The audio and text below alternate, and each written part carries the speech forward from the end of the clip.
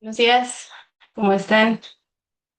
Buenos Qué gusto días. verlos a todos. ¿Cómo Buenos les días. va? Un Días, doctora. martes más, ya casi para terminar nuestro semestre. Ahora parece que los voy a estar amenazando cada semana, pero ya nos quedan exactamente, en teoría, con la de hoy, 3 clases. Pero bueno, vamos a ver qué tanto logramos avanzar. Hoy vamos a revisar un artículo, el que les envié de hecho al Classroom, y vamos a tratar de ver toda la parte teórica de los estudios de casos y controles. Si nos da tiempo, vemos también el artículo respecto a casos y controles específicamente. Entonces, déjenme empezarles a compartir la pantalla. ¿Alguien pudo revisar ese texto que le subí como un ejercicio adicional, este de acá, el de la asociación entre obesidad y severidad del dengue en pacientes adultos? Bueno, vamos a verlo rapidísimo porque nos va a dar justo el puente para poder empezar a hablar de casos y controles, ya con todas las consideraciones particulares que implica. Entonces, este estudio, desde el título, nos dice que pretende hacer una asociación entre la obesidad, que se consideraría el factor de riesgo, y la severidad del dengue en pacientes hospitalizados, pacientes adultos particularmente. Entonces, lo interesante con este texto es que en la metodología lo que indican los autores es que se trata de un estudio retrospectivo. De hecho, lo especifican en este primer apartado. Es un estudio retrospectivo que fue conducido en un hospital de Taiwán entre el 2014 y el 2015, en el que se incluyeron 3.862 pacientes adultos mayores de 18 años y con una prueba confirmatoria para dengue.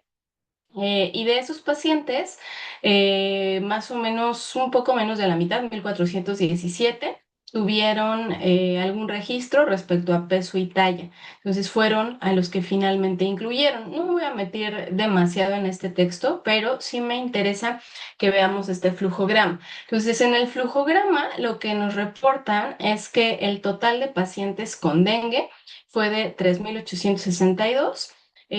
Los que consideraron respecto a ciertas características para la inclusión inicial fueron 1.581. De esos excluyeron al 164 porque no tenían los reportes médicos completos y finalmente formaron dos grupos, un grupo de pacientes con obesidad y otro grupo de pacientes sin obesidad, 333 y 1.084 participantes en cada grupo de forma respectiva. Y esta es la tabla que ellos colocan como tabla uno, donde hacen una comparación de las características demográficas y las comorbilidades entre los pacientes con obesidad, los pacientes sin obesidad, y establecen incluso un OR, un intervalo de confianza al 95% y un valor de P. Entonces, ¿qué opinan de este estudio? ¿Qué diseño metodológico tiene? Es un transversal. Ok, Liliana nos dice que es un transversal. ¿Los demás qué opinan? Parece sí transversal, pero retrospectivo casos y controles, ¿no? Lo divide entre obesidad y no obesidad. Ok, Javier nos dice que es un caso sin controles, entonces vamos uno a uno. Y algo importante que señala Javier es que efectivamente, como vamos a ver en un momentito más, para los aspectos teóricos de casos y controles, los estudios de casos y controles también se consideran transversales. Tienen un diseño metodológico diferente, pero la forma en la que se obtiene la información es en un solo momento desde el desenlace hacia la exposición. ¿Los demás qué piensan? ¿Será una encuesta transversal para darle un poco más de forma o será un estudio de casos y controles? Pero sí es casos y controles, ¿no? Ok, Simplemente por eso Imer mismo nos de que dice casos está y hasta retro. controles. Ok, muy bien. Entonces vamos 2 a 1. ¿Qué opinas, Mariano?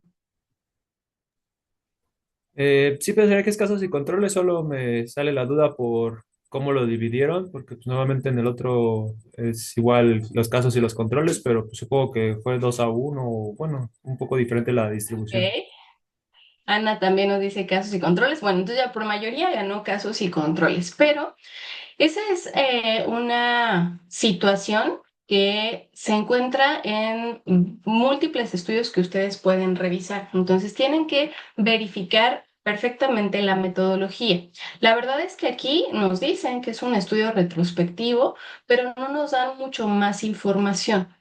¿Dónde tenemos que centrar nuestra atención? Pues básicamente en este flujograma y también en pues los cuadros que ellos nos presentan respecto a los grupos que se están comparando. Ellos están comparando en realidad pacientes con obesidad y pacientes sin obesidad. Me parece que en todas sus tablas lo colocan de esta forma. Y desde el título nos señalan un desenlace. ¿Cuál es el desenlace que se está buscando? No ¿Es sé, la La obesidad en prueba realidad? positiva de dengue, ¿no?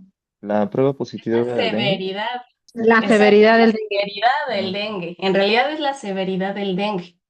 Si fuera un estudio de casos y controles, tendríamos que partir desde el desenlace para hacer la selección de los participantes. O sea, tendrían que haber seleccionado pacientes con dengue grave y pacientes con dengue no grave, para buscar ahora sí, en retrospectiva, cuáles entre esos dos grupos tenían la exposición y quiénes no. Es decir, quiénes tenían obesidad y quiénes tenían un índice de masa corporal dentro de lo normal, que es lo que ellos definen como obesidad a fin de cuentas.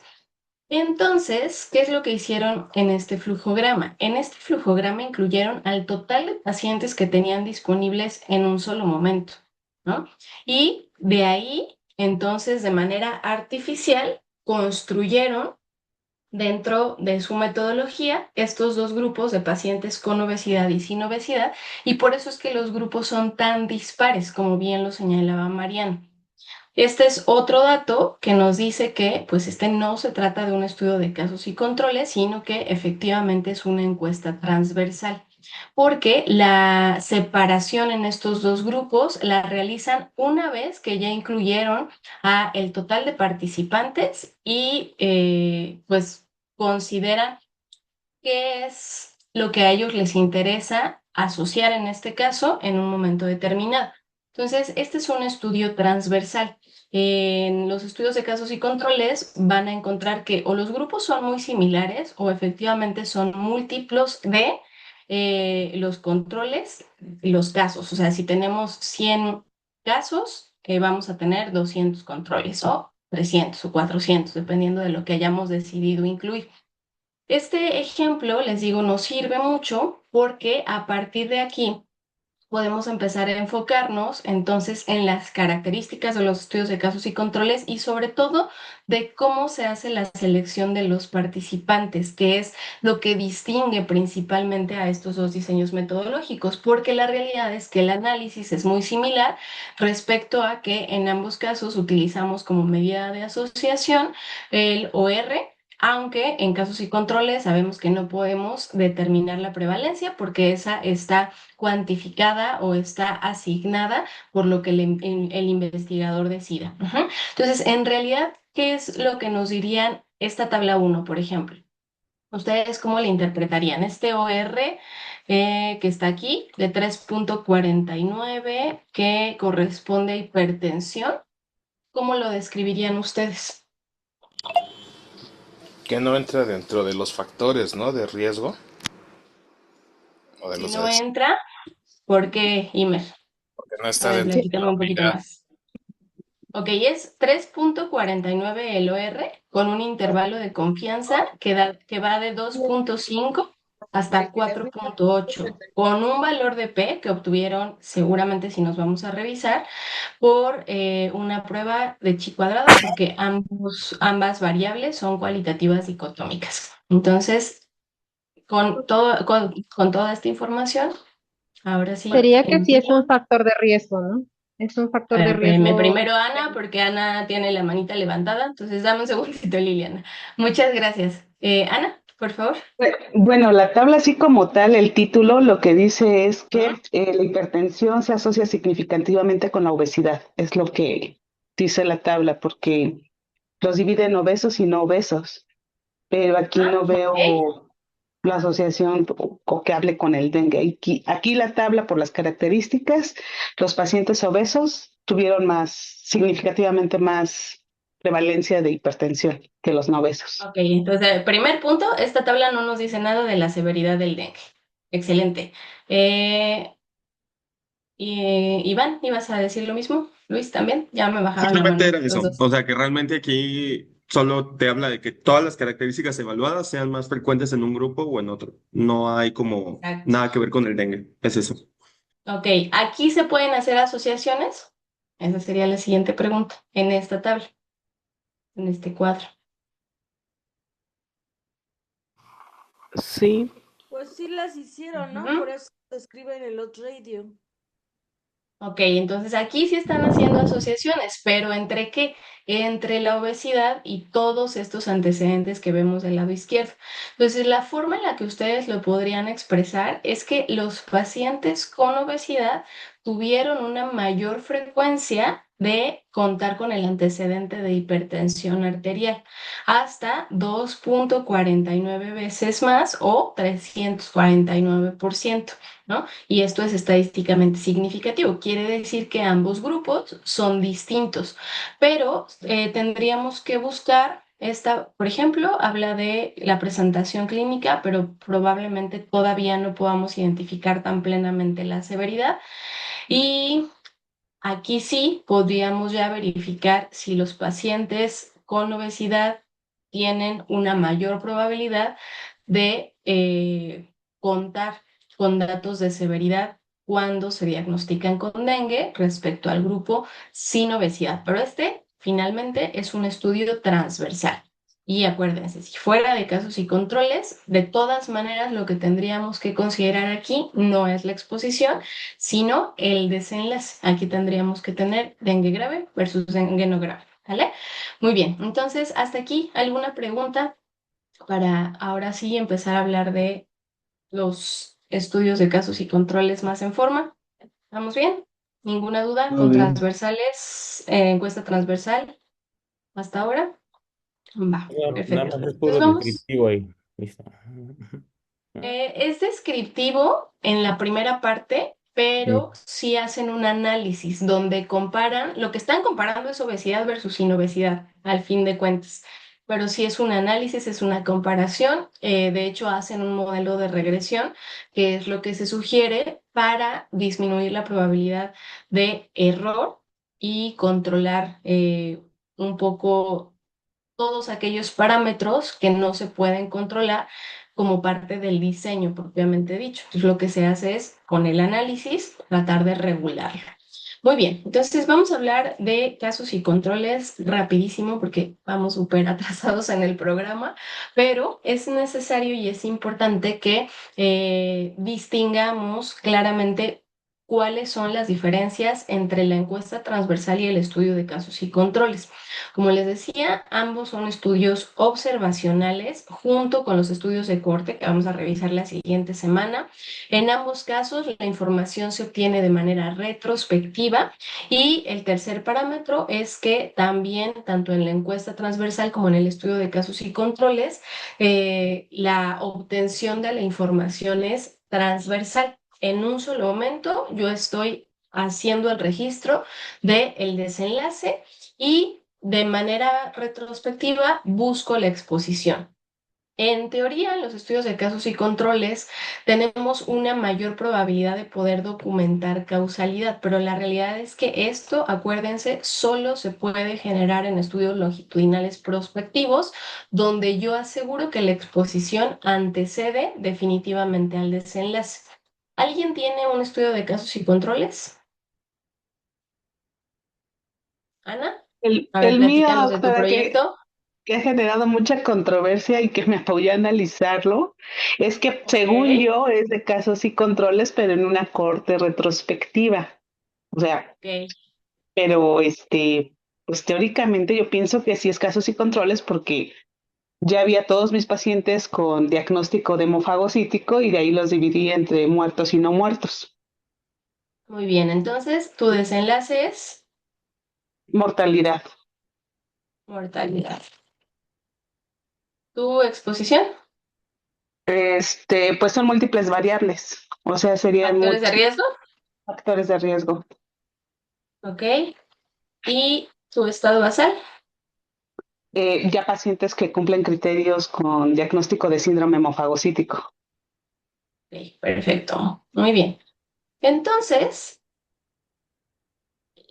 como les decía desde el principio de esta materia, ustedes pueden llegar a cumplir su objetivo a través de diferentes diseños metodológicos, pero tienen que elegir aquel que les brinde la mayor oportunidad de obtener el resultado que ustedes consideran pertinente, pero también que sea factible y que lo puedan lograr en el tiempo que ustedes tienen para este proyecto. La primera pregunta que yo te haría, Ana, es ¿cuánto tiempo tienen de probabilidad de supervivencia los pacientes con síndrome hemofagocítico? ¿En cuánto tiempo fallecen una vez que se hace el diagnóstico? Mm, bueno, es que tengo pacientes con seguimiento de 6 años y hay otros que mueren a ¿Ok? los 30 días. Y en lo reportado en la literatura es...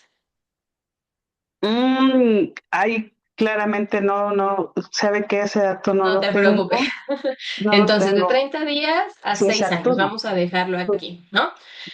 Si tú incluyeras o decidieras hacer un estudio longitudinal prospectivo, que sería lo ideal, Ujú, tendrías que seguirlos, ustedes disculpen lo chueco de la flecha, tendrías que seguirlos por lo menos a 6 años. ujú. Eso hace que un estudio de cohorte prospectiva para tu caso particular, donde tienes que graduar de la maestría en 2 años, no sea factible. Entonces, tienes que buscar otras opciones. ¿Qué opciones adicionales tienes? ¿Qué otros diseños le proponen a Ana? Un estudio transversal analítico. Ok, Araceli nos dice un Ujú, estudio transversal. transversal analítico. Ajá. ¿Qué otras opciones? Es que precisamente ahí mi asesor lo que me comentó para solventar ese dato es como casos y controles en una cohorte retrospectiva. Es lo que me sugirió. Pues también podría hacerse una cohorte retrospectiva y también podría hacerse un estudio de casos y controles. ¿Cuál va a ser la diferencia? La manera en la que seleccionan a los participantes. Ajá. Entonces, si queremos hacer un estudio de cohorte retrospectiva, ¿cómo seleccionarías o cómo le sugerirías, Luis, seleccionar a sus participantes a Ana? Pues buscar a todos los pacientes que tengan el diagnóstico de la enfermedad y seguirlos, o sea, ver quiénes sí evolucionaron la mortalidad y quiénes no en forma Ajá. longitudinal. Entonces, corte retrospectiva sería a través de expedientes. Tú tendrías que agarrar tu bonche de expedientes de todos los pacientes con síndrome hemofagocítico, revisarlos de atrás hacia adelante y ver cuáles fallecieron y cuáles no. Y a partir de ahí, pues ya tú podrías hacer esta búsqueda intencionada de asociaciones con factores de riesgo. Esa es nuestra primera posibilidad. Si fuera un estudio transversal, ¿tú qué le propondrías, Javier? ¿Cómo hacer su selección de participantes? Bueno, asumo que a partir de la población total, ¿no? De un grupo Ujú. grande de pacientes y ya vería quiénes tienen síndrome hemofagocítico. Ok, entonces, Ana, estás, me imagino, en hematología, ¿cierto? ¿O no? No en interna, pero de entrada son los Medicina. que... Ujú. Ok, entonces tendrías que agarrar, como bien dice Javier, a todo tu universo de pacientes de medicina interna, que son muchísimos, y ver de esos cuáles tiene diagnóstico de síndrome fagocítico. Y entonces de aquí extraer tus factores de riesgo y tu desenlace al mismo tiempo. Ujú. Y para casos y controles, ¿qué le dirías que tiene que hacer, Alexis? ¿Cómo seleccionar a sus participantes?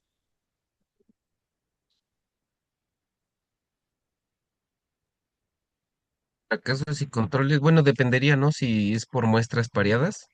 Si son pareados, tendría que ¿Ok? buscarlos con una característica particular, ¿no? Como el artículo de la tarea que los pareaba por sexo.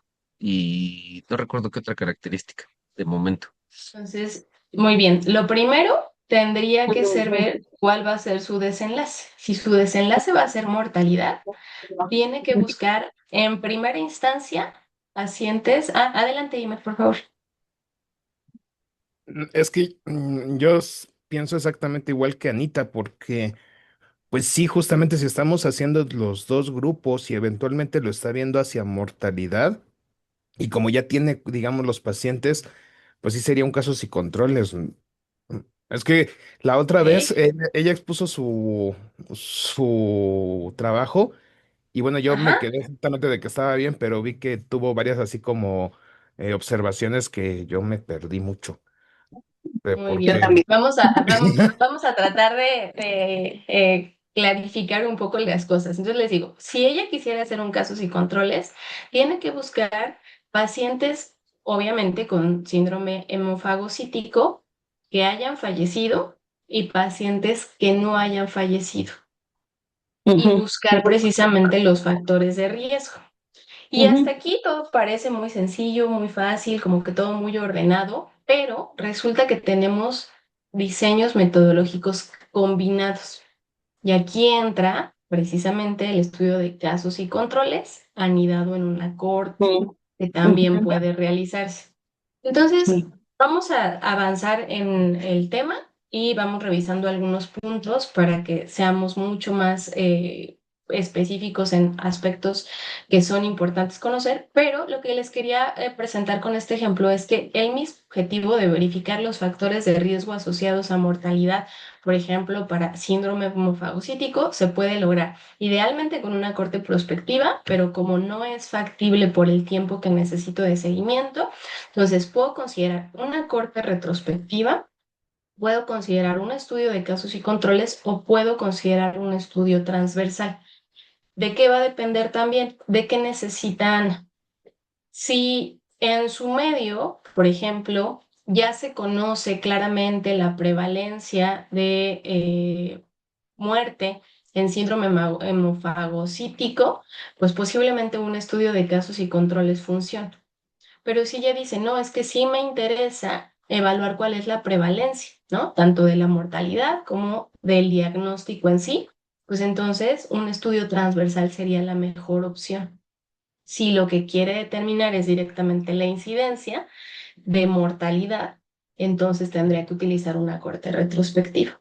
Ujú. Entonces, hay otros factores que se tienen que tener en mente.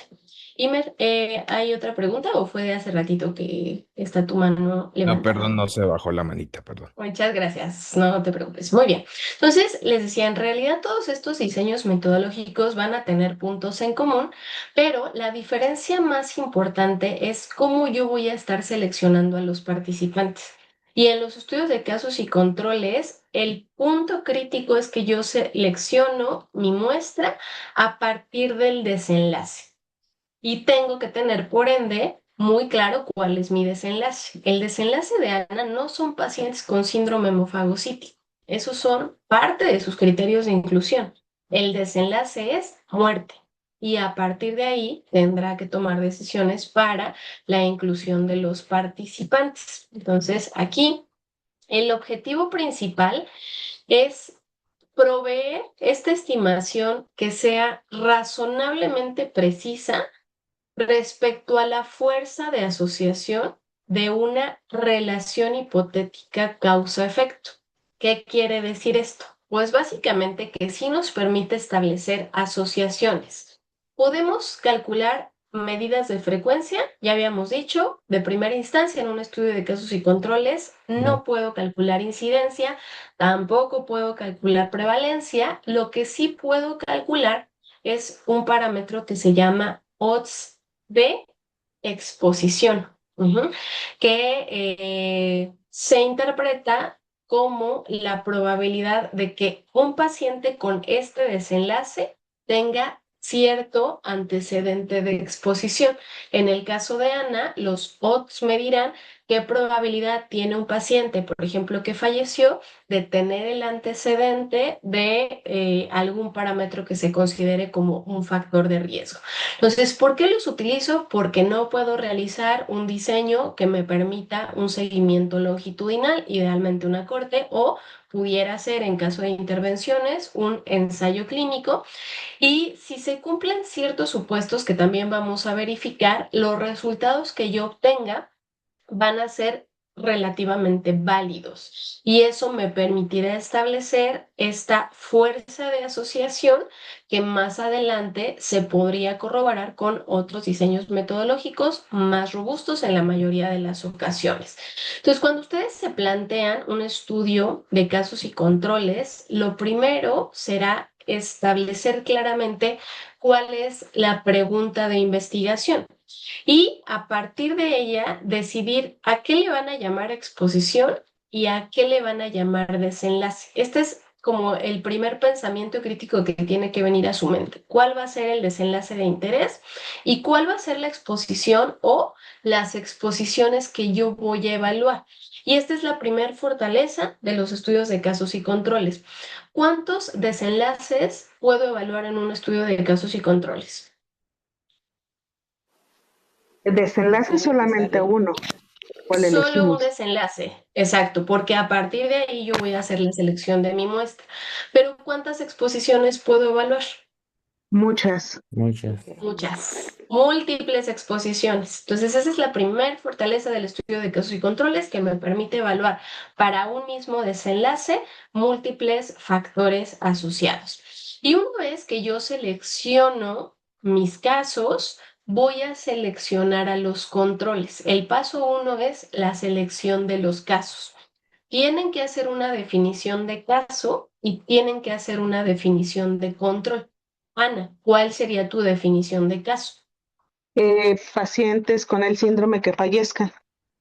¿Ok? Pacientes con síndrome hemofagocítico que hayan fallecido, pero aquí quizá tenemos que ser todavía más precisos. Secundario a complicaciones asociadas con el propio diagnóstico, porque qué tal que se mueven por que los atropellaron, ¿no? O qué tal Ok, que ok. fallecen por otra razón. Y lo Ujú. siguiente es, ¿a cuánto tiempo?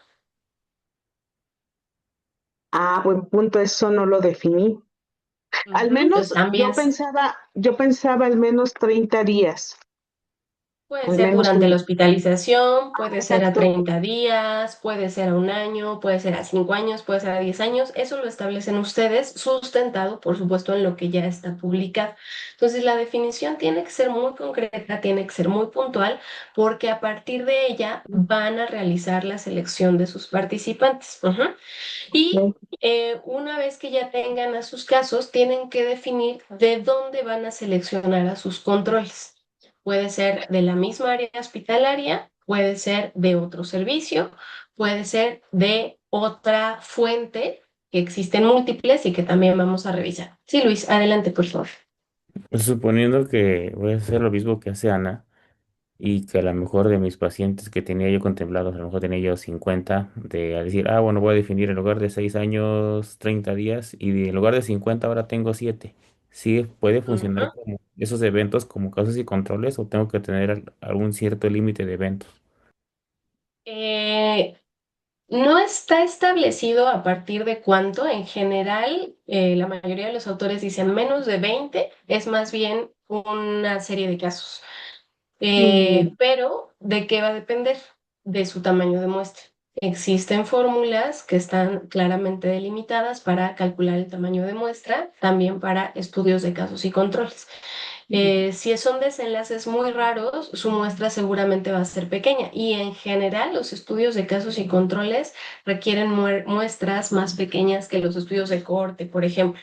Entonces sí puede ser que el cálculo de tamaño de muestra les diga 20 casos y ustedes van a decidir cuántos controles. En cuanto a controles, pueden seleccionar uno, o sea, 20 casos, 20 controles, o pueden seleccionar hasta 4 controles por cada caso. 20 casos y 80 controles. No más no. de 4, porque entonces ya no tiene realmente un impacto en el análisis que se está generando y sí se incrementa la cantidad de recursos que se necesita. Pero así que haya un punto claramente delimitado, la verdad es que no, tiene que ver más bien con el tamaño de muestra. Ujú. ¿Puede ser 1.5 control, doctora? Que se defina un caso. Generalmente es que no vas a poder tener uno de donde vas a sacar media persona. Ese Ah, es el bueno. problema. Ok, Ese es ok, el ok. problema, ¿no? Que si O sea, tienes tengo un 20 caso, y 30, por ejemplo, a eso me refiero. sí lo Tengo 20 entiendo, casos y 30 pero controles. no, en realidad casi siempre son uno, dos, tres o cuatro Ok. controles, porque el pareamiento, que a fin de cuentas es lo que se hace, es por cada caso que ustedes eligen. Ujú. Araceli, por favor. Perdón, es que, bueno, que me diga Luis, porque yo entendí que él preguntaba sobre la temporalidad, haciendo referencia a qué periodo se delimita para el estudio. Entonces, yo creo que ahí depende de lo que estés estudiando y dónde lo quieres estudiar y cuál sea tu objetivo. Porque a lo mejor para lo que decía Ana, ella para 30 días o en el proceso de hospitalización le da es suficiente. Pero si quiere seguir a Ujú. los pacientes, si no tendría que ser igual, o sea, tomar los años que considera la media de que viven esos pacientes, ¿no? Con el síndrome. Y ese sería su Sí, tiempo, la media. aquí la definición de la temporalidad la generan ustedes. Vamos a suponer que Ana quisiera evaluar a los pacientes en un periodo de 30 años, pero dentro de su universo de trabajo solo tiene, no sé, 3 pacientes que tienen ese seguimiento, estoy diciendo locuras, pero que tienen ese seguimiento a 30 años. Directamente su estudio no es factible, ¿no? Entonces, ahí también ustedes tienen que verificar que el tiempo de seguimiento que están considerando les permita la viabilidad del estudio. Pero sí, lo seleccionan, el tiempo lo seleccionan ustedes con base en lo que ya está publicado.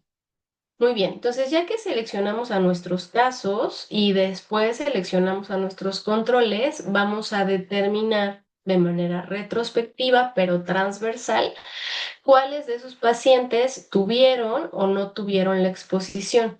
Y aquí también es necesario que ustedes definan a qué le van a llamar expuesto. Entonces, ¿cuál sería, Ana, uno de los principales factores de riesgo que ya se han documentado para que estos pacientes fallezcan, por ejemplo? Yo creo que lo más documentado y por obvias razones sería el linfoma, porque per se Ujú. le atribuye como esa característica o esa suma de una enfermedad oncológica. O sea, es Muy como que bien. la que más es. Ujú. Entonces, también tendrían que definir a qué le van a llamar exposición. ¿Cuáles Ujú. van a ser las características para que ustedes puedan decir, este paciente sí tiene esta exposición que tiene que ver con linfoma, ¿no? No sé ahí cómo hagan el diagnóstico, si a través de alguna prueba en particular o alguna característica clínica, pero tendrá que estar incluido como parte de la descripción de todo su trabajo. Y ahora estas variables respecto a tiene o no tiene el desenlace y respecto a tiene o no tiene la exposición, construimos nuestra tabla de 2x2. Esta tabla de 2x2, ¿cómo la diseñarían ahora?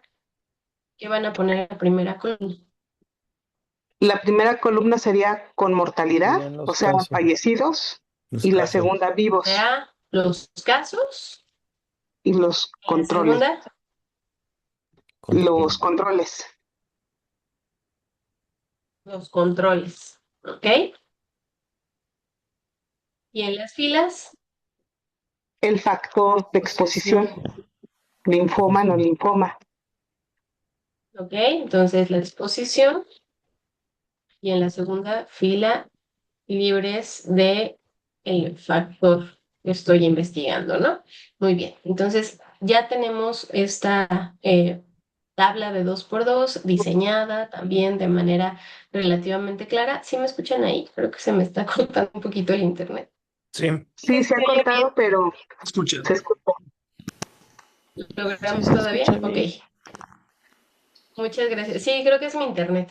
Perdónenme, espero que lo que logremos terminar la sesión sin problema. Muy bien. Entonces, hay muchos antecedentes respecto a estudios de casos y controles. Probablemente uno de los más famosos y que ustedes hayan escuchado es el que hizo John Snow respecto a el origen de la epidemia del cólera, donde veía, bueno, qué tienen de diferente los pacientes que se infectan respecto a aquellos que no tienen la enfermedad, y era la localización de las ubicaciones donde vivían respecto a el agua que consumían, ¿no? Los que no tenían la enfermedad tenían una ubicación más arriba en el río, mientras que los que sí tenían la enfermedad tenían una localización después de que ya esa agua que de consumo estaba contaminada. Y de esto pues hay muchos otros ejemplos, también los estudios que se realizaron para, por ejemplo, cáncer de mama. En México incluso también se hicieron algunas búsquedas para enfermedad cardiovascular no reumática. Entonces pueden encontrar muchos ejemplos, pero la verdad es que este diseño no tiene tantos años. Empezaron como a hacer las primeras exploraciones en los 1800, y las bases tal cual y la concepción contemporánea del término y de los estatutos fue aproximadamente en 1970. Es importante y necesario saber que los estudios de casos y controles probablemente no sean la primera alternativa metodológica, porque así como tiene ciertas ventajas, también tiene ciertas limitaciones, y se reserva mucho para desenlaces poco frecuentes, y además que tienen que ver con enfermedades ocupacionales, por ejemplo. Aquí ustedes definirán si el diseño metodológico de casos y controles les permite, como les decía, cumplir con los objetivos que se están planteando, sabiendo que de entrada no van a poder calcular ni prevalencia ni incidencia, y que la medida de asociación que van a tener que utilizar es odds ratio, y que en un punto determinado también, si quieren ajustar por otros factores, van a tener que realizar un análisis multivariado. ¿Ok? Entonces, ¿por qué utilizarlos si dentro de todo tienen pues estas limitantes? Primero, porque son costo efectivos y nos permiten identificar, como nos decían hace un ratito, múltiples factores de riesgo para un mismo desenlace, generando hipótesis que después se puedan contrastar con diseños que sean más robustos respecto a inferencia causal, o sea, estudios longitudinales. Dentro de las ventajas principales que tenemos, nos permiten estudiar desenlaces poco frecuentes, incluso con prevalencias por debajo del 5%, y también nos podrían funcionar para aquellas enfermedades que tienen un largo periodo de latencia, como lo que nos decía Ana. O sea, a lo mejor es mucho tiempo el que tiene que pasar entre el diagnóstico y el desenlace. Un estudio de cohorte no sería factible, podría considerar esta opción. Por supuesto que por esta razón son menos costosos. Y otra característica que podríamos verlo como ventaja-desventaja es que tanto los factores de riesgo como los desenlaces, o en este caso el desenlace en particular, se estudian en el mismo momento, y esa simultaneidad puede jugar a favor o en contra dependiendo de cómo se evalúe. Por supuesto que no es necesario esperar todos los años que se requieren para que ocurra el desenlace para poder analizar los factores asociados, y también, pues como platicábamos con Luis, en general va a requerir un menor número de sujetos, a diferencia de los estudios de cohorte, donde dependiendo de si utilizan diferencia de medias o diferencia de proporciones, pueden encontrar un tamaño de muestra necesario más amplio que un estudio de casos y controles en primera instancia.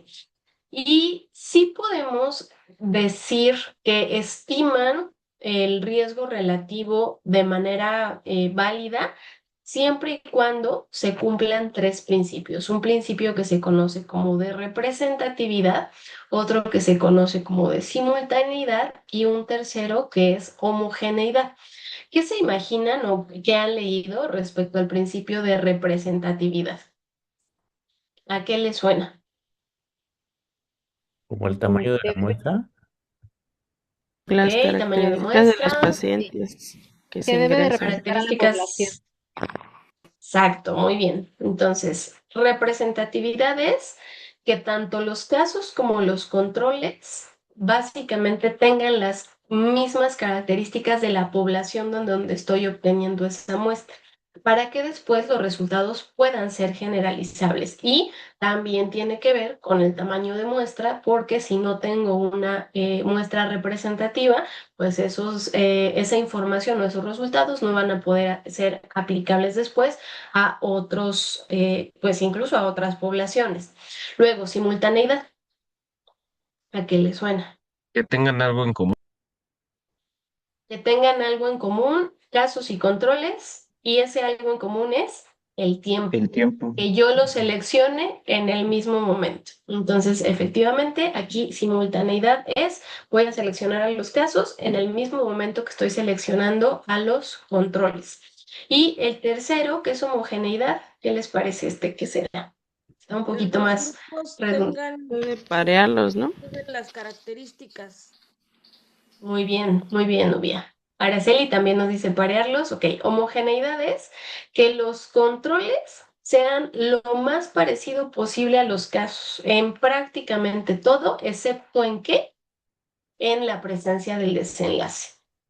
Y saber que si desarrollan el desenlace, esos controles podrían ser incluidos como casos. Entonces, estas son las tres características que necesitamos sí o sí verificar para que los resultados que obtengamos en un estudio de casos y controles realmente puedan ser válidos y nos den una apreciación cercana de esa medida de asociación ideal que es el riesgo relativo. Adelante, Ana, por favor. Sí, en esa, por ejemplo, para esas tres características, bueno, dentro del artículo venía y lo tuve que ir a leer un poquito, es cuando aplicamos de estas pruebas que se llaman ah, Precision is recall o no. Tienen que ver sobre todo con de dónde se están obteniendo los controles, en qué momento, cómo me aseguro yo de que las características sean lo más similares posibles y además si lo estoy pareando o no. El análisis es diferente también si hago un estudio de casos y controles pareado o no pareado. Entonces, a eso se refieren más bien estos tres principios, en la manera en la que yo voy a elegir a los controles para que todos estos criterios se cumplan respecto a los casos. Ujú. Muy bien. Ahora, sí hay desventajas, por supuesto, porque no todo puede ser tan bello en la vida. Son muy susceptibles a sesgos. Primero, porque son estudios retrospectivos, porque son estudios transversales, donde estamos obteniendo la información del desenlace y de la exposición en el mismo momento. Y aquí lo que yo voy a hacer es seleccionar a los casos, pero a partir de una reserva que yo ya tengo, ¿no? Entonces, si a lo mejor en la unidad en la que yo estoy, habitualmente no llegan participantes con ese desenlace en específico, pues la reserva de la que voy a disponer va a ser una reserva muy pequeña. A diferencia de unidades quizá de tercer nivel, donde los pacientes con diagnósticos, sobre todo diagnósticos raros, son referidos y entonces la disponibilidad es un poco mayor. Siempre consideren si el desenlace que les interesa tiene los suficientes eventos en la unidad en la que se encuentran para poder ser evaluado. Es también necesario decir que no podemos asegurar que vamos a comparar factores de riesgo poco frecuentes, porque al momento de seleccionar tanto a los casos como a los controles, en ningún momento nos enfocamos en definir si tienen o no tienen las exposiciones, sino lo que hacemos es a partir del desenlace incluirlos y después averiguamos los factores de riesgo que puedan estar presentes o no. Los sesgos de información son importantes. Los sesgos de memoria, por ejemplo, también suelen estar presentes en estos diseños. Y dijimos que la desventaja y la limitación más importante es que no podemos calcular directamente la incidencia, tampoco la prevalencia. Y aquí, pues, esa frecuencia entre los casos y los controles dependerá de lo que yo como investigador estoy decidiendo hacer. Si incluyo una relación 1 a 1, entonces mi prevalencia, entre comillas, va a ser del 50%. Si incluyo una relación 1 a 4, mi prevalencia, entre comillas, va a ser del 25%. Entonces no puedo realmente identificar cuál es la probabilidad de ese desenlace en la muestra que yo estoy seleccionando. Y en general, cuando tenemos prevalencias por arriba del 5%, ya habíamos dicho que la razón de momios no nos va a estimar confiablemente el riesgo relativo. Para algunos autores ese punto es hasta del 10%. Y aquí, como no puedo calcular prevalencias, no puedo utilizar, como sí hacíamos en los estudios transversales, en las encuestas transversales, la razón de prevalencias. ¿Qué hago entonces si este OR no va a estimar directamente el riesgo relativo? Tengo que ajustar. Y la forma de hacer esos ajustes puede ser en el análisis bivariado o con un análisis multivariado a través de un modelo de regresión logística. ¿Vale? Muy bien. Acuérdense que no podemos determinar otros desenlaces porque pues solo estamos evaluando el que consideramos para hacer la selección de los participantes. Lo primero entonces, elaborar esta pregunta de investigación, formular la hipótesis y decidir qué variables voy a incluir, sobre todo la variable de desenlace y las variables de exposición que me interesan. Tiene que haber un apartado que diga plenamente: los criterios para considerar el caso fueron punto A, punto B, punto C, punto D, y los criterios para definir a los controles fueron punto A, punto B, punto C y punto D, ¿ok? Definir también las fuentes de las que vamos a seleccionar tanto a los casos como a los controles. Y algo importante, procuren seleccionar solamente esas variables que van a tener una asociación o que ya se ha documentado que tienen una asociación con el desenlace de interés. A veces nos mandan tablas larguísimas que incluyen 50 variables que no tienen ningún sentido lógico y que no tienen realmente una plausibilidad biológica. Y pues el riesgo es que se generen ciertas asociaciones espurias que después no puedan ser corroboradas por otros diseños metodológicos. Siempre, si van a incluir un instrumento de medición, pues que sea un instrumento que idealmente esté validado. Y finalmente, pues decíamos, lo que vamos a obtener es una reconstrucción similar a esta, donde yo tengo aquí 15 casos, 15 controles, y de estos voy a buscar de manera retrospectiva la exposición a cierto factor, tanto para los casos como para los controles. Aquí habíamos hablado de esta medida de frecuencia que son los odds de exposición. ¿Alguien leyó cómo calcularla o alguien ha visto en algún artículo cómo lo hacen?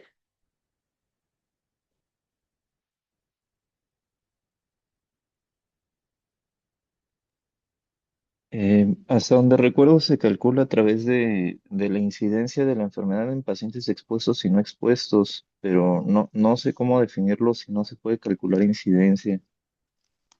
Ok, exacto. No se puede calcular incidencia, no se puede calcular prevalencia. Lo que determinamos es la probabilidad de exposición en los sujetos enfermos y en los sujetos sanos, respectivamente. Creo que cuando vimos la clase de medidas de frecuencia y asociación, les ponía este ejemplo que viene en uno de los textos respecto a los días de lluvia en un mes. Ana. No, precisamente era la probabilidad de exposición, o sea, es la misma fórmula que el odds ratio, ¿no? A por D entre Esa es D la por medida de asociación. Ese es Ujú. el OR, pero ahorita queremos calcular solo la probabilidad de exposición en los casos y, por otro lado, la probabilidad de exposición en los controles. Adelante, Germain. Hola, sería lo que mencionaba usted antes, que serían los odds de exposición, ¿verdad? Que hay odds de exposición y odds de Odds de desenlace. exposición. Sería Exacto. Odds de exposición y odds de desenlace. Entonces vamos primero con el odds de exposición. Les decía, este ejemplo que a mí me ayudó a clarificarlo es, en lugar de dividir los días que llovió en un mes entre el total de días en el mes, lo que se haría en un odds de exposición es dividir los días que llovió en el mes entre los días que no llovió en el mes. Esa sería la diferencia básica. Entonces vamos a ver cómo lo pondríamos aquí. Entonces vamos a poner el odds de exposición para los casos. Con esto que les acabo de decir, ¿cuál creen que sea la fórmula? Sería A entre... Ahorita no piensen en la tablita, todavía no llegamos a nuestra tabla de 2x2. Así, con esto que ¿Serían los tienen en pantalla. enfermos? O sea, ¿Serían sí los serían los expuestos? enfermos entre el total de expuestos y no expuestos, ¿no? Casos expuestos, ¿no? Enfermos Los entre no enfermos. enfermos. Serían los Expuestos entre no expuestos. enfermos Serían expuestos, casos. exacto, enfermos expuestos entre los enfermos no No expuestos. expuestos. ¿Sale? Entonces aquí me estoy centrando solo en los casos. Solo quiero ver la probabilidad de que los casos tengan el antecedente de exposición. Entonces aquí lo que vamos a dividir son los enfermos expuestos entre los enfermos no expuestos. Si lo traducimos a números, ¿cómo sería? Con este ejemplo. Ay, es que yo veo los colores igual. Sería O sea, 9 sería 9 entre entre 6. 6. Sí. Ah, Exacto, ya, ya, ya, 9 ya. entre 6. Sí, justo. O sea, todos estos de la primera cajita son los casos que tienen el antecedente de exposición y los de abajo son los casos que no tienen el antecedente de exposición.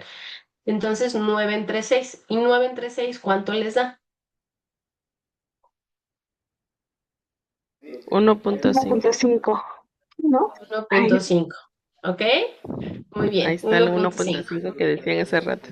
exacto. Entonces, este 1.5 lo que significa es que los casos tuvieron una mayor probabilidad de estar expuestos que de no estarlo a ese factor de riesgo que yo estoy investigando, porque otra vez mi no diferencia sería 1.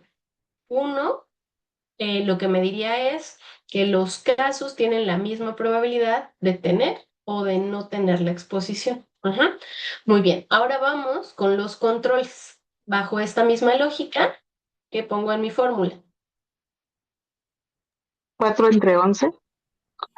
4 entre 11, ¿y eso cuánto les da?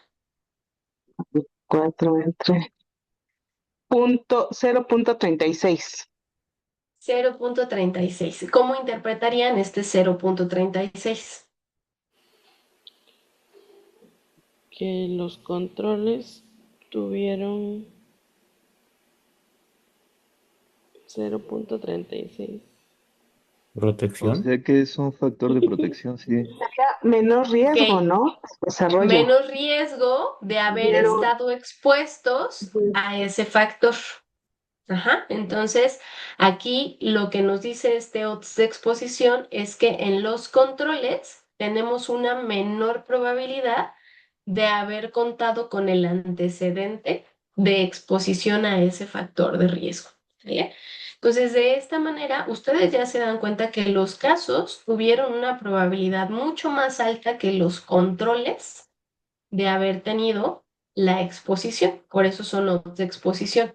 ¿Cómo hacemos, o sea, cómo redondeamos estos datos? Pues sí podríamos hacer esta división para obtener el ratio entre estos dos valores, que sería 1.5, que es el odds de exposición en los casos, entre 0.36, que es el odds de exposición en los controles. ¿Cuánto les dio? 4.1. 4.1.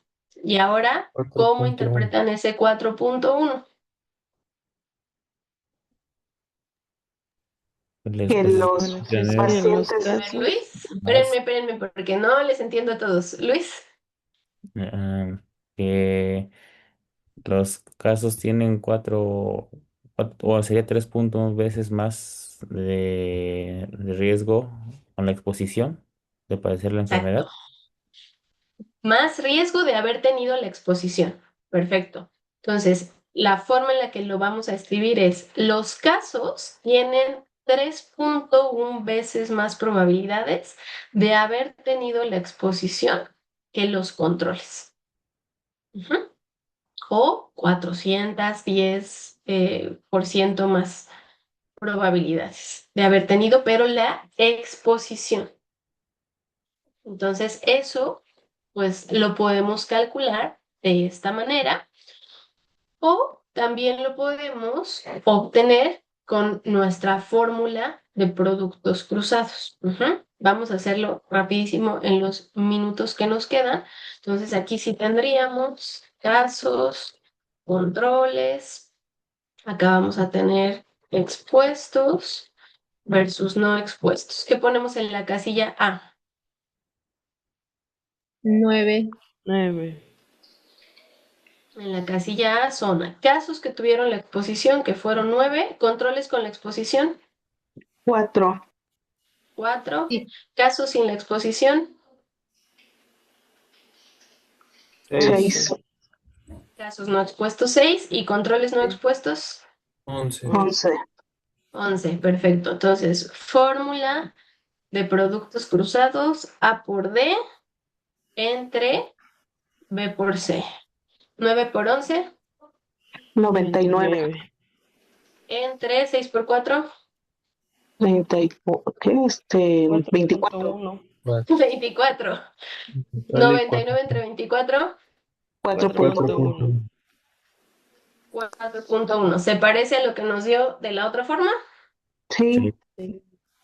¿Vale? Entonces, esta es la fórmula simplificada de productos cruzados para obtener el OR de exposición para los estudios de casos y controles.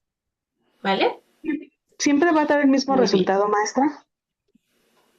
Sí, es muy probable que sea, que difiera por décimas. Ok. Entonces pueden obtener cualquiera de las dos fórmulas, les digo, son matemática y epidemiológicamente equivalentes. Entonces pueden hacerlo de las dos formas.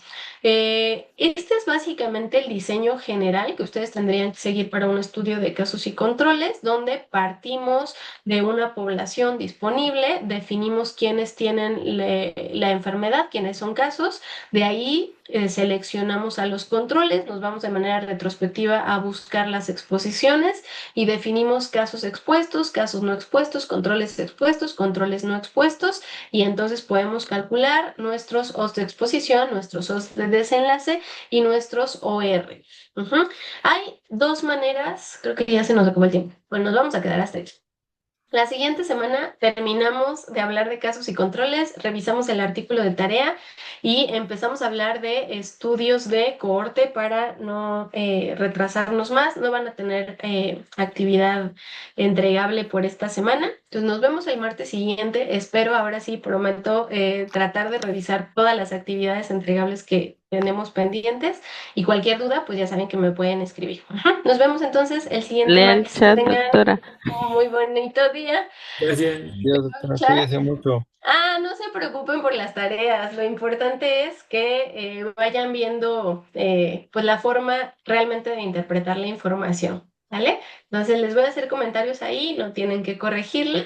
Ya cuando tengan los comentarios podrán hacer ustedes mismos los ajustes para la percepción de otros artículos. ¿Vale? Bueno, No, pues pues yo muchas puse gracias por su prevalencias. atención. Muchas gracias por su atención. Gracias, Nos doctora. vemos la Nos semana vemos. que entra. Bye, bye. Hasta luego. Gracias. Gracias, buen día. Gracias. Bye, nos vemos.